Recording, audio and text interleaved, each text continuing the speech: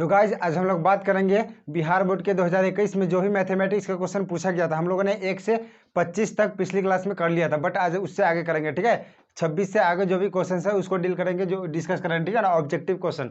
सो channel पर नए तो प्लीज सब्सक्राइब कर दो एंड शेयर कर दो वीडियो को। ठीक है, तो स्टार्ट करते हैं वीडियो को। ठीक है, तो पहला क्वेश्चन क्या बोल रहा है, यदि जीवा ए बी वृत्त के केंद्र पर 60 डिग्री का कोण अंतरित करता है तो ए और बी बिंदुओं पर खींची गई स्पर्श रेखाओं के बीच का कोण क्या बनेगा। देखो सबसे पहले देखो इसका फिगर बनाओ, तो फिगर कुछ इस प्रकार का बनेगा। ये मान लो क्या है, एक वृत्त है और क्या बोला, ए बी वृत्त के केंद्र पर 60 डिग्री का क्या अंतरित करता है, तो ए और बी पे कितना स्पर्श रेखा है। और बोल रहा है जीवा ए बी, ठीक है ना, मान लो ये केंद्र है और जीवा यहाँ पे क्या ए बी है, ए और बी जीवा है, और यहाँ पे केंद्र पे कितना डिग्री बना रहा है, 60 डिग्री बना रहा है यहाँ पे। ठीक है, और ए और बी पे क्या स्पर्श रेखा भी है, ठीक है ना, स्पर्श कर रहा है यहाँ पे। तब बोल रहा है ये जो एंगल बना है ये स्पर्श रेखा के बीच में, मान लो यहाँ पे पी है, थीटा एंगल बना रहा है, तो कितना एंगल बना रहा है, यही पूछ रहा है क्वेश्चन कि ये स्पर्श रेखा जो बन रहा है इस वृत्त पे, तो कितना बन रहा है वही निकालना है। तो देखो हमेशा याद रखना कि त्रिज्या पर जो भी वृत्त पर स्पर्श रेखा है ना, स्पर्श रेखा आता है, यहाँ पे टेंजेंट होता है, जो स्पर्श रेखा होता है वो त्रिज्या पे क्या होता है 90 डिग्री बनाता है, हमेशा याद रखना। तो ये त्रिज्या है और ये स्पर्श रेखा, तो यहाँ पे भी 90 डिग्री बनेगा और यहाँ पे भी 90 डिग्री बनेगा। और देखो यहाँ पे मान लो ओ है, तो ओ ए पी बी ये क्या बन गया, एक चतुर्भुज बन गया। तो चतुर्भुज के चारों कोनों का योग कितना होता है, 360 डिग्री होता है। ठीक है, तो मान ले यहाँ पे क्या बोल सकते हैं, angle O plus angle A plus angle B plus angle P equal to 360 degree बोल सकते हैं, क्योंकि चतुर्भुज के चारों कोनों का 360 डिग्री होता है। ठीक है ना, तो एंगल ओ कितना है 60 डिग्री है, प्लस ए कितना है 90 डिग्री, क्यों, क्योंकि त्रिज्या और टेंजेंट के बीच मतलब स्पर्श रेखा के बीच कितना 90 डिग्री बनता है। ठीक है, और बी एंगल सेम यहाँ पे भी 90 हो जाएगा, और एंगल पी मान लो यहाँ पे थीटा है, थीटा निकालना है 360 डिग्री, ये 90 60 और 90 150 90 240 हो जाएगा, plus theta equal to 360 degree. तो थीटा इक्वल टू कितना हो जाएगा 360 डिग्री माइनस 240 डिग्री, तो थीटा इक्वल टू आ जाएगा 120 डिग्री। ठीक है, तो डी ऑप्शन बिल्कुल सही है। कितना 26 नंबर क्वेश्चन का डी ऑप्शन बिल्कुल सही है, 120 डिग्री बनेगा। ठीक है, यह स्पर्श रेखा के बीच में एंगल। ठीक है, अब देखते हैं अगला क्वेश्चन बोल रहा है एक वृत्त की कितनी स्पर्श रेखाएं खींच जा सकती है। मान लो ये तुम्हारा क्या है, वृत्त है और यह वृत्त है। ठीक है ना, तो इस वृत्त पर बहुत सारा टेंजेंट खींचा जा सकता है, बहुत सारा स्पर्श रेखा खींचा जा सकता है। ठीक है ना, बहुत सारा स्पर्श रेखा खींचा जा सकता है, इसका कोई काउंट नहीं करा जा सकता, बहुत सारा खींचा जा सकता है। कोई एक खींचा जा सकता है क्या, नहीं, यहाँ पे बहुत सारा टेंजेंट बहुत सारा स्पर्श रेखा खींचा जा सकता है। ठीक है, तो इसका क्या हो जाएगा अनंत, बी ऑप्शन कितना, डी ऑप्शन बिल्कुल सही होगा। कितना 27 नंबर क्वेश्चन का, आई होप सबको समझ में आया होगा। कितना 26 और 27। अब देखते हैं 28 फार्मूला और कुछ नहीं है। फार्मूला क्या होता है, एक फार्मूला बेसिक फार्मूला याद रखना होगा तुम लोगों को, ये होता है sec square theta minus tan square theta equal to 1 होता है। यहाँ से टेन स्क्वायर थीटा उधर जाएगा तो क्या हो जाएगा, sec square theta equal to 1 plus tan square theta, square उधर जाएगा तो क्या हो जाएगा, sec theta equal to under root 1 plus tan square theta. देखो यही वैल्यू यही दिया हुआ है। ठीक है ना, तो 1 plus under root 1 plus tan square theta equal to कितना हो जाएगा, सेक स्क्वायर सेक थीटा हो जाएगा सिर्फ। तो सेक थीटा बी ऑप्शन बिल्कुल सही है। कितना 28 का सेक हो जाएगा। ठीक है ना, सेक ए। ठीक है, तो सेक ए बिल्कुल सही आंसर है। अब देखते हैं कितना 29 क्या बोल रहा है, देखो तो 29 देखो इसको मिटाते हैं। देखो तो 29 क्या बोल रहा है, 29 बोल रहा है कोसेक, 29 बोल रहा है कोसेक स्क्वायर 57 डिग्री। ठीक है, माइनस टेन स्क्वायर 33 डिग्री। ठीक है, अब ये कॉम्प्लीमेंट्री एंगल का मतलब ये है फॉर्म है। ठीक है ना, 90 माइनस करके ये बनेगा। ठीक है ना, तो इसको किसी एक को चेंज कर दो, तो मान लो इसको कितना, ये कोसेक स्क्वायर 57 डिग्री है माइनस ये टेन है ना, टेन को चेंज कर देते हैं तो क्या लिख सकते हैं इसको, तो टेन स्क्वायर इसको ऐसे लिख सकते हैं 90 डिग्री माइनस 57 डिग्री।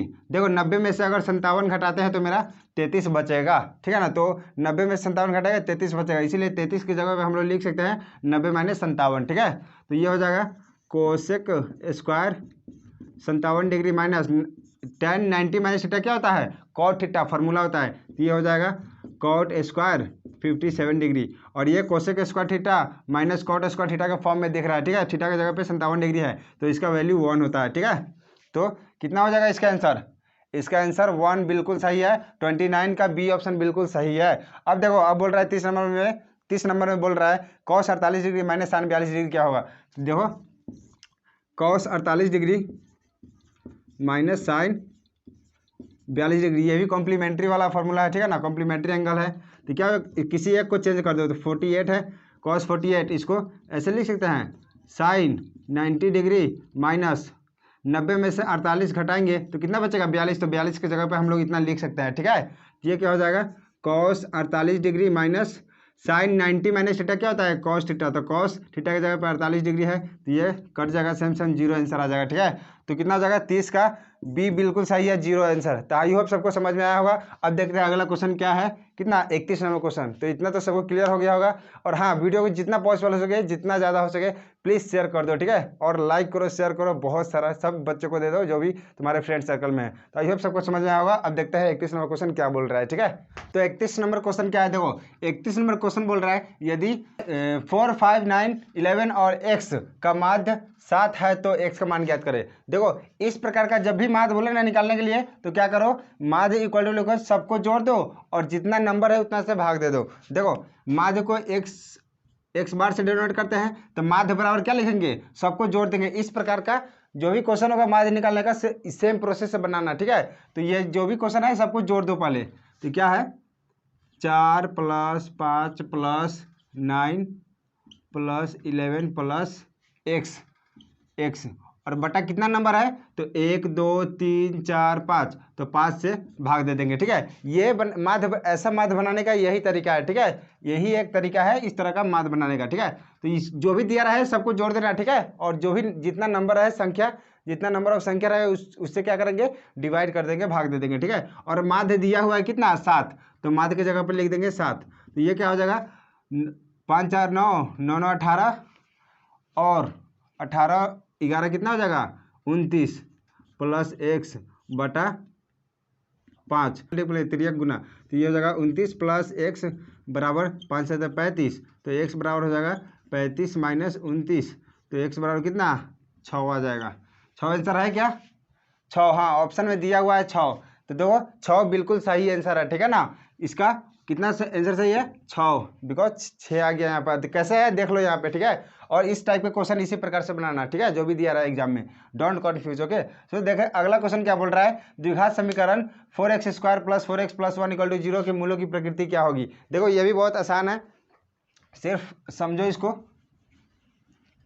मूलों की प्रकृति पूछ रहा है, मतलब मूलों की प्रकृति तुमको पता होना चाहिए कि डी अगर 0 से बड़ा हो तो ये होता है वास्तविक और असमान, वास्तविक और असमान। अगर d बराबर 0 है तो ये होगा वास्तविक और समान। d क्या होता है, तो d होता है b² - 4ac, ठीक है ना। इसी को बोलते हैं विवेक्तकर, ठीक है ना, विवेचक जिसको बोलते हैं। और d छोटा होता है 0 से, तो इसका वास्तविक नहीं होता है, हल वास्तविक नहीं, वास्तविक नहीं, ठीक है ना। यही 3 कंडीशन होता है मूलों की प्रकृति जांच करने के लिए, ठीक है। अगर d का मान 0 से बड़ा है तब वास्तविक और असमान होगा, अगर d बराबर 0 है तो वास्तविक और समान होगा, और d अगर 0 से छोटा है तो ये होगा कोई हल नहीं होगा, मतलब इसका वास्तविक हल नहीं होगा, ठीक है।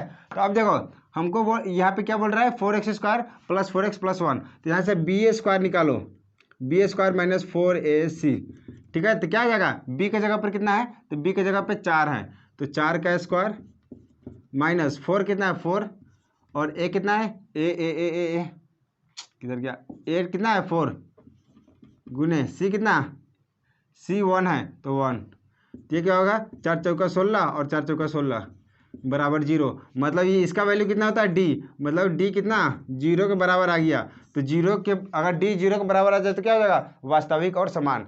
तो मूलों की प्रकृति क्या होगा वास्तविक और समान। तो देखो बी ऑप्शन बिल्कुल बिल्कुल सही है, वास्तविक और समान होगा। ठीक है, और ये तीनों कंडीशन ध्यान में रखो, क्योंकि इस टाइप में क्या है यहाँ पे वास्तविक और समान आया है, वास्तविक और बराबर। हो सकता है कि अगले क्वेश्चन में कोई दूसरा दे दे, ठीक है, वास्तविक और असमान। सो इसको ध्यान में रखना, ठीक है, ये तीनों कंडीशन को निकालने का तरीका। ठीक है, तो अब अगला क्वेश्चन देखते हैं। यदि 3 अल्फा इक्वल टू 19 हो तो साइन अल्फा का मान क्या होगा। देखो यहाँ पे दिया हुआ है 3 अल्फा इक्वल टू 90 डिग्री, ठीक है, को साइन अल्फा का मान क्या होगा। तो देखो ये बहुत आसान है, यहाँ पे क्या दे रखा 3 अल्फा इक्वल टू 90 डिग्री।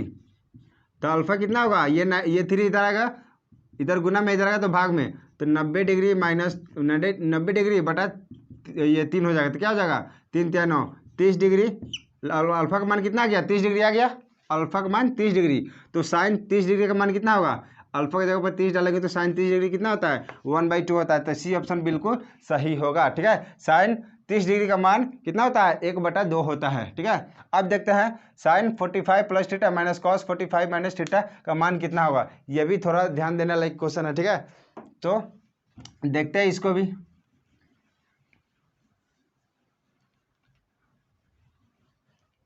देखो ये क्वेश्चन क्या बोल रहा है साइन 45 प्लस थीटा और माइनस कॉस 45 माइनस थीटा, इसका मान क्या होगा। तो देखो इसको भी किसी एक को चेंज कर दो, ये भी 90 माइनस करके बनाने वाला ये दिख रहा है। ठीक है ना, तो इसको क्या करेंगे साइन 45 प्लस थीटा, और इस कॉस को ऐसे लिख सकते हैं, कैसे, तो इसको ऐसे लिख सकते हैं cos 90 degree minus 45 minus theta लिख ही सकते हैं। सॉरी साइन 90 देखो साइन 90 माइनस इतना लिख सकते हैं ना, तो साइन 90 में से इतना घटाएंगे तो यही ना बचेगा, क्योंकि साइन 90 माइनस थीटा क्या होता है कॉस थीटा होता है। तो अगर इसको हम लोग इतना लिख दे तो कोई दिक्कत नहीं होगा, बिकॉज देखो साइन 90 और माइनस में थीटा इतना दिया हुआ है, तो साइन 90 माइनस थीटा क्या हो जाएगा कॉस थीटा, तो थीटा की जगह 45 माइनस थीटा हो जाएगा। ठीक है, समझ रहे हो ना, तो ये क्या हो जाएगा, ये हो जाएगा साइन 45 प्लस थीटा, और ये हो जाएगा कितना साइन ये 90 में से देखो इसको गुना कर दो तो 90 और माइनस 45 और माइनस माइनस प्लस थीटा, तो ये क्या हो जाएगा sine 45 plus theta minus sine 90 में से 45 गया तो 45 बचेगा और प्लस थीटा। देखो ये दोनों सेम है ना, ये दोनों कट जाएगा तो 0 आंसर आ जाएगा। ठीक है, तो इसका ऑप्शन कौन होगा, इसका ऑप्शन सी बिल्कुल सही है, सी ऑप्शन होगा। ठीक है, 34 नंबर का सी ऑप्शन बिल्कुल सही है। ठीक है, अब देखते हैं कितना 35 नंबर बोल रहा है रैखिक समीकरण युग में इतना इतना को कि हल क्या होगा। तो देखो इसको भी सॉल्व करो, ये भी बहुत इजी है। ये बोल रहा है कि कितना है 5x plus 2y equal to 16, ठीक है ना, और दूसरा है 7x minus 4y equal to 2, यही है ना। तो इस सब लुप्तीकरण लगा दो इसमें, इसको बराबर कर दो कितना समीकरण 1 समीकरण 2, तो समीकरण 1 में 2 से गुना कर दो तो क्या हो जाएगा 10x 10, और ये हो जाएगा 4y बराबर 16 दूना 32, समीकरण 2 को इसी तरह रहने दो 7x minus 4y equal to कितना 2, ये क्या होगा प्लस माइनस कट जाएगा, जोड़ेंगे तो कितना हो जाएगा 17x, और बराबर कितना 32 और 2 34, तो x बराबर कितना आ जाएगा 2। ठीक है, x का वैल्यू 2 आ गया, तो y का वैल्यू कितना आएगा, तो यहाँ पे डालते समीकरण 1 में, तो समीकरण 1 कितना है 5x plus 2y equal to 16, तो 5 गुने x के जगह पे 2 प्लस 2y इक्वल टू 16, तो कितना हो जाएगा 10 plus 2y equal to 16, 2y equal to 16 minus 10, 2y equal to कितना 6, तो y इक्वल टू 3। ठीक है, y इक्वल टू 3 आ जाएगा, तो मतलब x का वैल्यू 2 और y का वैल्यू 3 किस में दिख रहा है, x का वैल्यू 2 और y का वैल्यू 3, ऑप्शन ए में ही दिख रहा है, ठीक है, ऑप्शन ए में ही दिख रहा है, एक्स का वैल्यू 2 और वाई का वैल्यू 3, ठीक है। आई होप सबको समझ में आया होगा इतना। अब देखते हैं आगे क्या बोल रहा है 36 नंबर क्वेश्चन, ठीक है। तो देखो ये है 36 नंबर क्वेश्चन, ठीक है। 36 नंबर क्वेश्चन भी बहुत ही आसान है, बट समझो तो, ठीक है ना। ये 36 नंबर क्वेश्चन देखो पहले बोल क्या रहा है, बोल रहा है त्रिभुज ABC त्रिभुज DEF के समरूप है एवं क्षेत्रफल क्या delta ABC equal to 36 centimetre square एवं क्षेत्रफल DEF 49 सेंटीमीटर स्क्वायर हो तो दोनों त्रिभुज की संगत भुजाओं का अनुपात क्या होगा। देखो ये जो भी है ये क्वेश्चन दिया हुआ है, ये प्रमेय 7 से आधारित क्वेश्चन है, ठीक है। तो जिसको याद होगा प्रमेय 7 उससे ये क्वेश्चन बहुत इजीली बन जाएगा, ठीक है ना। बोल रहा है हम लोग जानते हैं क्या प्रमेय 7 में कि त्रिभुज जो भी मान लो कोई त्रिभुज है ABC, इसमें दिया हुआ है त्रिभुज ABC और त्रिभुज DEF, ठीक है ना। तो त्रिभुज ABC का क्षेत्रफल, त्रिभुज ABC का क्षेत्रफल बटा त्रिभुज DEF का क्षेत्रफल बराबर क्या होता है, उसके भुजा का स्क्वायर होता है, ठीक है ना। भुजा के वर्गों के स्क्वायर के बराबर होता है। तो हमको वही संगत भुजाओं का अनुपात पूछ रहा है। तो मान लेते हैं कोई भुजा है AB, मान लेते हैं त्रिभुज ABC में AB, और इसमें मान लेते कोई DE होगा, कोई त्रिभुज मतलब भुजा, ठीक है ना। तो उसका स्क्वायर, इसका स्क्वायर, इसको स्क्वायर, ठीक है ना। क्योंकि प्रमेय ही बोलता है इसमें कि दो त्रिभुज के क्षेत्रफलों का अनुपात, तो ये पहले का अनुपात दूसरे का अनुपात, ठीक है ना, मतलब अनुपात उसके दोनों त्रिभुज के वर्गों के अनुपात के बराबर होता है। तो यहाँ पे त्रिभुज ABC का क्षेत्रफल कितना दिया हुआ है, त्रिभुज ABC का क्षेत्रफल दिया हुआ है 36 सेंटीमीटर। तो यहाँ पे लिख देंगे 36 सेंटीमीटर स्क्वायर, और बटा में कितना है ये 49 सेंटीमीटर स्क्वायर दिया हुआ है त्रिभुज DEF का क्षेत्रफल। तो ये हो जाएगा 49 सेंटीमीटर स्क्वायर, ठीक है ना। ये कितना हो जाएगा, इसको AB बटा DE का होल स्क्वायर लिख देंगे, क्योंकि स्क्वायर है दोनों का। देखो स्क्वायर से स्क्वायर कट जाएगा सेंटीमीटर, ये क्या हो जाएगा, ये स्क्वायर है इधर आएगा तो रूट में आ जाएगा। तो हो जाएगा AB बटा DE इक्वल टू कितना, अंडर रूट 36 बटा 49, और 36 बटा 49 निकलेगा तो कितना हो जाएगा 6 बटा 7। बोले तो AB अनुपात DE कितना आ गया 6 अनुपात 7, ठीक है ना। तो 6 अनुपात 7 बिल्कुल सही आंसर होगा, है क्या, हाँ तो है, बी ऑप्शन बिल्कुल सही है, 6 अनुपात 7 होगा इसका आंसर, ठीक है ना। और कैसे निकला देख लो, प्रमेय 7 याद है तो ये क्वेश्चन समझने में कोई दिक्कत नहीं होगा आंसर समझने में, ठीक है ना। अब देखते हैं 37 नंबर क्वेश्चन क्या बोल रहा है। 37 नंबर बोल रहा है त्रिभुज ABC में DE समांतर BC इस तरह है कि AD बटा DB कितना है 3/5, यदि AC इक्वल टू 5.6 सेंटीमीटर तब AE इक्वल टू क्या होगा। देखो तो ये प्रमेय नंबर 1 से आधारित है, थेल्स प्रमेय पे आधारित है तुम्हारा क्वेश्चन नंबर 37, ठीक है। तो देखो इस क्वेश्चन का कहने का मतलब क्या है, 37 नंबर क्वेश्चन कहने का मतलब देखो ये त्रिभुज ABC में क्या बोल रहा है, त्रिभुज ABC सबसे पहले बनाओ, ठीक है ना। त्रिभुज ABC ठीक है ना, और बीच में बोल रहा है क्या है DE और E है, ठीक है। थेल्स प्रमेय है, पहला प्रमेय में यही कहा गया है, ठीक है ना। त्रिभुज ABC में जो क्या होता है DBC के समांतर होता है, ठीक है ना। जिसमें AD क्या है, AD DB दिया हुआ है, AD बटा DB दिया हुआ है, और हमको क्या AC दिया हुआ है, हमको निकालना है AE, ठीक है ना। क्या निकालना है, AE निकालना है, ठीक है, AE निकालना है हम लोगों को, ठीक है। तो देखो AD बटा DB तो दिया हुआ है, अगर इस देखो अगर क्या है DE समांतर BC है तो इसका रेशियो का क्या होगा, इस भुजा का अनुपात बराबर हो जाएगा, क्योंकि प्रमेय 1 में यही बोलता है कि क्या अगर त्रिभुज में दो भुजा को अगर कोई बिंदु काटता है तो वो क्या होता है तीसरे भुजा के समांतर होता है। तो DE समांतर BC ऐसे भी दिया हुआ है, ठीक है ना। तो क्या हो जाएगा AD बटा DB बराबर AE बटा EC। तो AD बटा DB कितना दिया हुआ है 3/5 बराबर AE कितना है तो नहीं पता, निकालना है AE निकालना है, ठीक है। और EC तो EC देखो ये पूरा का वैल्यू दिया हुआ है, ठीक है ना, कितना AC 5.6 सेंटीमीटर।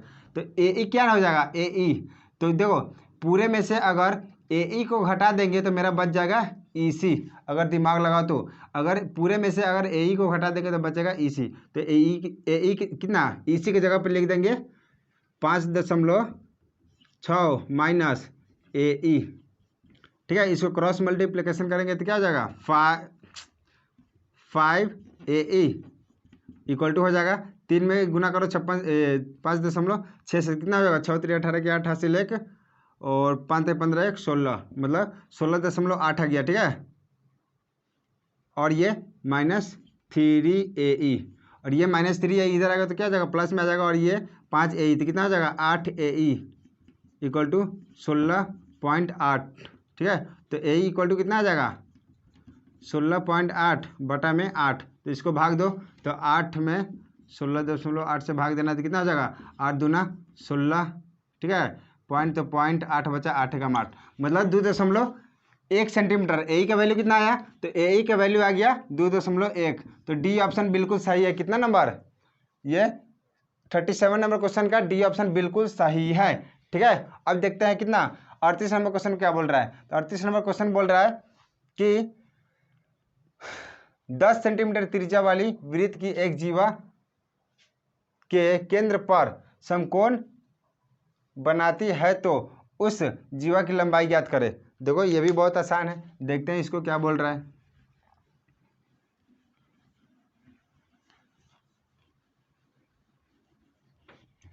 बोल रहा है क्या, क्या है, एक सर्कल है, बोले तो एक वृत्त है, ठीक है ना। 10 सेंटीमीटर त्रिज्या है इसका, 10 सेंटीमीटर है, ठीक है। और एक जीवा, मतलब एक जीवा वृत्त के केंद्र पर समकोण बनाती है। तो मान लो क्या है, एक जीवा इधर से ऐसे गया है, ठीक है। ये एक जीवा है और केंद्र पर कितना कोण बनाता है, तो 90 डिग्री बनाता है, 90 डिग्री। तो मान लो ये O है, ये A है और ये B है। बोल रहा है तो उस जीवा की लंबाई ज्ञात करें। तो देखो एक समकोण त्रिभुज बनता हुआ दिख रहा है हमको इसमें, 90 डिग्री समकोण त्रिभुज, और ये 10 दिया हुआ 10 सेंटीमीटर, ये भी 10 सेंटीमीटर त्रिज्या हो जाएगा। तो क्या हो जाएगा, इसमें कर्ण दिख रहा है ये वाला AB, तो लिख सकते हैं AB का स्क्वायर बराबर OA का स्क्वायर जोड़ OB का स्क्वायर। तो क्या हो जाएगा, हमको AB निकालना है, AB की लंबाई, तो ये हो जाएगा OA 10 स्क्वायर प्लस 10 का स्क्वायर, ये हो जाएगा 100 प्लस 100, ये हो जाएगा 200। ये AB इधर है, स्क्वायर उधर जाएगा तो क्या हो जाएगा √200, ये निकल जाएगा तो क्या हो जाएगा 10√2 सेंटीमीटर। तो 10√2 सेंटीमीटर है क्या, देखो तो सी ऑप्शन बिल्कुल सही है। इसमें दिया हुआ है 10√2 सेंटीमीटर, ठीक है ना, 10√2 सेंटीमीटर दिया हुआ है 10√, ठीक है ना 2, तो ये सही है। अब देखो 39 नंबर क्वेश्चन क्या बोल रहा है। 39 में बोल रहा है cos 60 degree cos 30 degree minus sine 60 degree into sine 30 degree. तो ये भी बहुत आसान है, इसको मान डालो, वैल्यू डालो, आंसर पाओ, ठीक है। तो cos 60 डिग्री कितना होता है, तो cos 60 डिग्री 1/2 होता है, और cos 30 डिग्री होता है √3/2 माइनस साइन 60 डिग्री होता है √3/2 इंटू साइन 30 डिग्री होता है 1/2। तो देखो सेम सेम है, कट जाएगा, ये कितना हो जाएगा √3/2 दूना 4 4 माइनस √3/2 दूना 4 4, प्लस माइनस कट गया, 0 आंसर, ठीक है। तो इसका ऑप्शन कितना होगा, सी ऑप्शन सही होगा, 0 आंसर आएगा, ठीक है। अब देखो रैखिक समीकरण में चर के घात की संख्या कितना होता है। मान लो कोई ऐसे है x प्लस by = c, तो यहाँ पे यही होता है क्या चीज़, रैखिक समीकरण। तो यहाँ पे चर x और y है, तो इसका घात कितना है 1 है, 1, तो ये क्या कहलाएगा एक घात होगा। तो ए ऑप्शन बिल्कुल सही है, ठीक है ना, ए ऑप्शन बिल्कुल सही है। तो आई होप सबको समझ में आया होगा। और हाँ, कह रहे हैं कि प्लीज़ शेयर कर दो वीडियो को, ज़्यादा से ज़्यादा शेयर करो, और अपने दोस्तों में जितना पॉसिबल हो सके सब दोस्तों को दे दो, मतलब लिंक को शेयर कर दो, ठीक है। तो अब देखते हैं अगला क्वेश्चन क्या बोल रहा है, कितना 41 नंबर क्वेश्चन, ठीक है। 41 नंबर क्वेश्चन बोल रहा है निम्नलिखित में कौन अपरिमेय संख्या नहीं है। मतलब इसमें से 3 क्या है अपरिमेय संख्या है। देखना कि चौथा कौन मतलब परिमेय संख्या है, मतलब ये अपरिमेय कौन है, ठीक है। तो पाई क्या है, अपरिमेय संख्या है। √7 भी अपरिमेय है क्योंकि रूट में है, रूट में जो भी नंबर आता है क्या होता है अपरिमेय होता है, जिसका रूट ना निकलता है वो भी अपरिमेय होता है। तो क्या √7 है अपरिमेय, √2/√5 ये भी अपरिमेय। तो ऑब्वियसली की बात है कि कौन होगा, डी ऑप्शन ही होगा। क्यों कि देखो यह है ना 3√75, तो इसको क्या लिखते हैं बटा 48, 48 को 16 × 48, तो 16 × 3, और इसको 75 को लिख सकते हैं 25 × 75, तो 25 का निकलेगा तो कितना हो जाएगा, 25 का स्क्वायर रूट निकलेगा तो 3 × 5, 5 निकल जाएगा, √3 बच जाएगा, और ये 16 का निकलेगा स्क्वायर रूट तो 4 हो जाएगा, और √3 से 3 कटेगा, कितना बचेगा 5×3 = 15/4, अब 5×3 = 15/4 क्या है परिमेय संख्या है। मतलब कि अपरिमेय, ये डी नहीं है। ठीक है, तो डी ऑप्शन बिल्कुल सही होगा। कितना? 41 नंबर क्वेश्चन का। ठीक है, तो डी ऑप्शन बिल्कुल सही है। अब बोल रहा है अगला क्वेश्चन है 42 नंबर, यदि अल्फा एवं बीटा द्विघात बहुपद इतना इतना के शून्यक हो तो अल्फा प्लस बीटा का मान क्या होगा? तो देखो हम लोग जानते हैं अल्फा प्लस बीटा क्या होता है, alpha plus beta minus B बटा ए होता है। ठीक है, तो माइनस का माइनस बी कितना है, बी दिया हुआ है -3, तो -3 और बटा में ए कितना है, तो ए एक्स स्क्वायर का गुणांक होता है तो 1 है। ठीक है, तो माइनस माइनस प्लस 3 और बटा में 1 बोले तो 3 आंसर है क्या? तो 3 बिल्कुल, ए बिल्कुल सही है। ठीक है, 42 का ए ऑप्शन बिल्कुल सही है। ठीक है, अब देखते हैं 43 क्या बोल रहा है। 43 बोल रहा है द्विघात बहुपद x square plus 1/6 into x minus 2 के शून्यक होंगे। तो देखो इसको सॉल्व करो, बहुत ही ईजी है। ठीक है ना, बोल रहा है x square plus 1/6 into x minus 2, तो शून्यक निकालना है ना, तो शून्यक निकालने के लिए 0 करना पड़ेगा। तो इसका एलसीएम लेंगे क्या हो जाएगा, 6x² plus x minus 12 equal to 0। देखो तो इसको ऐसा लिख सकते हैं, ये कितना होगा, 12 छक 72 हो जाएगा, -72x²। इसको क्या लिख सकते हैं, 8 7 56, 9 8 72। तो इसको ऐसा लिख सकते हैं 6x² plus 9x minus 8x minus 12 equal to 0। और 9x में से 8x घटेगा तो x बच जाएगा, तो ये कितना कॉमन करेंगे, इसमें से 3x कॉमन हो जाएगा तो कितना बचेगा, 2x प्लस 3 बच जाएगा। ये कितना, इधर कितना कॉमन करेंगे, तो इधर 4 कॉमन करेंगे तो कितना हो जाएगा, 12 है यहाँ पे, 4 तो ये बच जाएगा 2x plus 3 equal to 0। 2x plus 3 दोनों में है, कॉमन हो जाएगा, तो क्या हो जाएगा 3x minus 4 into 2x plus 3 equal to 0। तो x का वैल्यू हो जाएगा 4/3 और -3/2। यही ना है, ऑप्शन है क्या इतना, -3/2 और 4/3। देखो बी ऑप्शन बिल्कुल सही है, बी ऑप्शन दिया हुआ है 4/3 और -3/2 बिल्कुल सही है। ठीक है ना, तो 43 का कितना सही होगा, 43 का बी ऑप्शन बिल्कुल सही है। ठीक है, अब देखते हैं कितना 44 नंबर क्वेश्चन बोल रहा है, यदि दो संख्याओं का गुणनफल इतना है तो उनका मौसा 19 है तो उनका लौसा क्या होगा। देखो इस टाइप का क्वेश्चन आए तो इसके लिए एक फार्मूला होता है, दो संख्या का गुणनफल दिया हुआ है ना, ठीक है ना, तो इसका एक फार्मूला होता है, क्या चीज़, पहली संख्या गुने दूसरी संख्या बराबर लौसा गुने मौसा। ठीक है ना, तो यहाँ पे अप्लाई करते हैं वो फार्मूला, ये फार्मूला ध्यान में रखना। ठीक है, बहुत ही इंपॉर्टेंट है। मान लो पहला क्या है, संख्या n1 मान लेते हैं और दूसरा n2, तो पहली संख्या गुने दूसरी संख्या बराबर HCF गुने LCM होता है। ठीक है ना, तो दोनों संख्याओं का गुणनफल कितना है, तो 2100 कितना है, 2166 है, बराबर क्या दिया हुआ, मौसा बोले तो HCF दिया हुआ है कितना 19 गुने LCM निकालना है। LCM ये गुना में इधर आ जाएगा, तो LCM इक्वल टू क्या हो जाएगा बटा 19। ठीक है, तो 2166/19 आ जाएगा। 90 से कटेगा क्या, तो कटेगा कितना, 19 एकम 19 2 आ जाएगा, 19 एकम 19 तो ये 4 114 बार में कट जाएगा। ठीक है, तो इसका ऑप्शन कितना होगा, ऑप्शन सी बिल्कुल सही है। ठीक है, कितना 48 नंबर क्वेश्चन का ऑप्शन सी बिल्कुल सही है। आई होप सबको समझ में आया होगा। अब देखते हैं 45 नंबर क्वेश्चन क्या बोल रहा है। 45 बोल रहा है यदि px का एक गुणनखंड x+1 है तो इस px का एक शून्यक हो सकता है। तो कितना, इसका शून्यक निकालने के लिए क्या करते हैं, 0 करते हैं, तो एक शून्यक दिया हुआ है x+1, तो क्या हो जाएगा, इक्वल टू का इधर आएगा तो माइनस आ जाएगा, तो x इक्वल टू -1, तो इसका -1 क्या हो सकता है, इसका एक शून्यक हो सकता है। तो माइनस में है क्या, हाँ एक ऑप्शन है, ए ऑप्शन बिल्कुल सही है। ठीक है, 45 का ए ऑप्शन बिल्कुल सही है, एक शून्य इसका -1 हो सकता है। आई होप सबको समझ में आया होगा। ठीक है, अब देखते हैं अगला क्वेश्चन क्या बोल रहा है, कितना 46 नंबर क्वेश्चन। ठीक है, तो देखो यह है क्वेश्चन नंबर 46। ठीक है ना, 46 नंबर क्वेश्चन भी बहुत ही ईजी है, आसान है। ठीक है ना, बोल रहा है समीकरण निकाय, समीकरण 6x - 2y + 9 = 0 और 3x - y इक्वल टू और तरीके माइनस होगा इक्वल टू इतना इक्वल टू 0। ठीक है ना, तो देखो का आलेख दो सरल रेखाएं हैं जो, तो देखो इसको सॉल्व करो, तो इसको सबसे पहले क्या करना होगा, a1/a2 निकालो।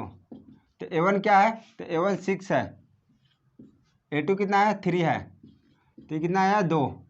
b1/b2 निकालो, b1 बटा b2 क्या है, तो b1 है -2 और b2 है -1, तो माइनस माइनस कटा 2 आ गया। c1 बटा c2 निकालो, तो c1 कितना है 9 है,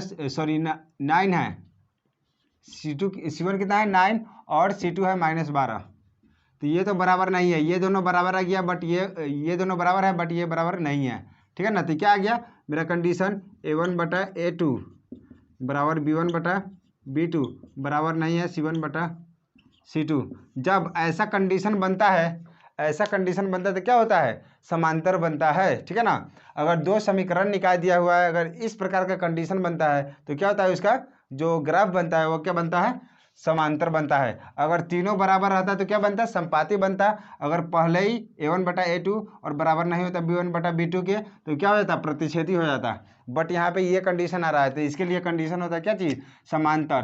तो बी ऑप्शन बिल्कुल सही है। ठीक है ना, तो अगला क्वेश्चन बोल रहा है 47, क्या बोल रहा है, तो 47 बोल रहा है a equal to 2⁻³ into 3 into 5 और b equal to 2⁻4 into 5 into 7। ठीक है, तो इसका लॉसन निकालना है। ठीक है, तो ये भी बहुत आसान है। ठीक है, तो HCF कैसे निकलते हैं, पहले बताते हैं इसको। क्या दिया हुआ है, a equal to 2⁻³ into 3 into 5 और b इक्वल टू दिया हुआ है 2⁻4 इंटू, इसको ऐसा लिख सकते हैं 2⁻4 को 2⁻3 इंटू 2 इंटू कितना 5 इंटू 7, इतना दिया हुआ है। अगर हमको HCF निकालना हो तो क्या करते हैं, HCF निकालना होता तो क्या करते हैं, जो दोनों में कॉमन होता उसे ले लेते हैं। तो 2⁻3 गुने ये भी है इधर 5 गुने 5 लिख दे, मतलब एक जोड़ा 2⁻3 है ना, एक जोड़ा 5 है, तो इसको दोनों को ले लेते हैं तो क्या होता है, HCF निकल जाता है। और LCM क्या होता है, तो LCM क्या होता है, जो मेरा HCF रहता है 2⁻3 इंटू 5 और जो बचा हुआ है ना नंबर, उस सबको गुना कर देते हैं, तो क्या हो जाएगा 3 इंटू 2 इंटू 7। ठीक है, मतलब 2⁻4 इंटू 5 इंटू 3 इंटू 7, इस सबको गुना करोगे तो लगभग तुम्हारा कितना, डी ऑप्शन आ जाएगा। ठीक है, बोले तो 1680। ठीक है, तो इसका 47 का कितना, डी ऑप्शन बिल्कुल सही है 1680। आई होप सबको समझ में आया होगा। अब देखते हैं अगला क्वेश्चन क्या है। ठीक है, अब 48 नंबर क्वेश्चन बोल रहा है, किसी द्विघात बहुपद के शून्यक 5 और -3 है तो द्विघात बहुपद क्या होगा।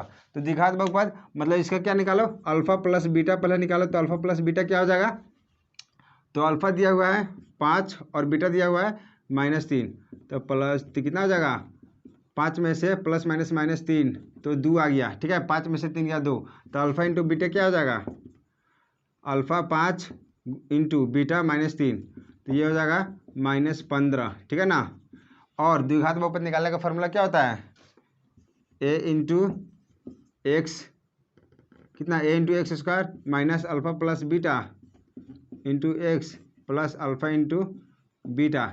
यहाँ पे क्या बटा में 1 है, इसके भी बटा में 1 है, मतलब a का वैल्यू 1 है।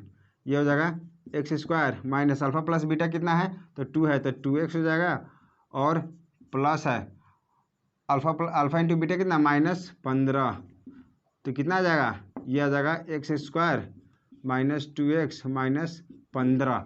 तो मतलब इसका सी ऑप्शन बिल्कुल करेक्ट है। ठीक है, कितने का, 48 का सी ऑप्शन बिल्कुल करेक्ट है। ठीक है, अब कितना 49, तो 49 में बोल रहा है समांतर श्रेणी -10 -100 -2 का सार्वंतर क्या है। सार्वंतर मतलब जो क्या है, इसका अंतर कितना का बढ़ रहा है, तो क्या होता है, मतलब सार्वंतर निकालने का फॉर्मूला, मतलब दूसरा में से पहले वाले को घटाते हैं, तो -6 और माइनस में से -10 घटाएंगे तो कितना बचेगा, -100 माइनस माइनस प्लस 10, 10 में से 6 घटेगा कितना, तो कितना बचेगा 4, मतलब 4 आंसर होगा इसका। तो बी बिल्कुल सही है। ठीक है, 49 का डी बिल्कुल सही है। अब बोल रहा है 50 में निम्नलिखित में कौन द्विघात समीकरण नहीं है। तो देखो इसको चेक करना होगा, इसको सॉल्व करके तुम्हारा क्या आएगा, एक्स स्क्वायर के फॉर्म में आएगा तो वो सही है, अगर एक्स स्क्वायर से कम घात आया मतलब वो क्या होगा, ये द्विघात समीकरण नहीं होगा। तो हमको लग रहा है ए ऑप्शन बिल्कुल सही है, बिकॉज यहाँ पे माइनस है, अगर ये इधर जाएगा तो प्लस में हो जाएगा, तो बिल्कुल सही है ए, मतलब ये द्विघात बहुपद होगा तुम्हारा, ये भी द्विघात बहुपद होगा। यहाँ पे 2 है 2x स्क्वायर, यहाँ पे एक्स स्क्वायर, इसको सॉल्व करोगे तो ये क्या होगा, एक्स स्क्वायर के फॉर्म में आ जाएगा। अब इसको सॉल्व करो तो ये सी को सॉल्व करोगे तो क्या आ जाएगा, ए प्लस बी का होल स्क्वायर प्रतिरोध, तो क्या हो जाएगा ये 2x² plus 2√2x plus 9 equal to 2x² plus 6। देखो 2x² से 2x² कट गया। देखो यहाँ पे x का पावर 1 है, तो ये क्या द्विघात बहुपद होगा? क्या नहीं होगा, ये द्विघात बहुपद नहीं होगा। तो सी ऑप्शन बिल्कुल करेक्ट है। पूछ रहा था कौन द्विघात बहुपद नहीं है, मतलब द्विघात समीकरण नहीं है, तो सी ऑप्शन बिल्कुल सही है, क्योंकि एक्स का कितना, एक्स का जो भी पावर है घात है 2 वो कट जा रहा है, यहाँ पे एक्स का पावर 1 बच रहा है, इसलिए क्या होगा, ये रैखिक हो जाएगा। ठीक है ना। तो हमसे पूछा द्विघात, तो द्विघात सी ऑप्शन बिल्कुल सही है। सी ऑप्शन क्या है? द्विघात समीकरण नहीं है। तो आई होप सबको समझ में आया होगा 50 तक क्वेश्चन। ठीक है ना। तो अब हम लोग अगले क्लास में करेंगे 50 से आगे। तो आई होप आप सब लोगों को समझ में आया होगा आज का क्वेश्चन। ठीक है ना, जो भी हम लोग डिस्कस कर रहे हैं, और वीडियो को जितना पॉसिबल हो सके उतना शेयर कर दो अपने दोस्तों में। ठीक है, ताकि इससे क्या होता है, मोटिवेशन मिलता है हमको, और कुछ नहीं, इससे सिर्फ मोटिवेशन मिलता है। ताकि तुम ज़्यादा से ज़्यादा वीडियो को शेयर करते हो तो तुमको बहुत मोटिवेशन मिलता है। आई होप सबको अच्छा लगा हो वीडियो। तब तक के लिए इतना ही, मिलते हैं नेक्स्ट क्लास में, तब तक के लिए जय हिंद।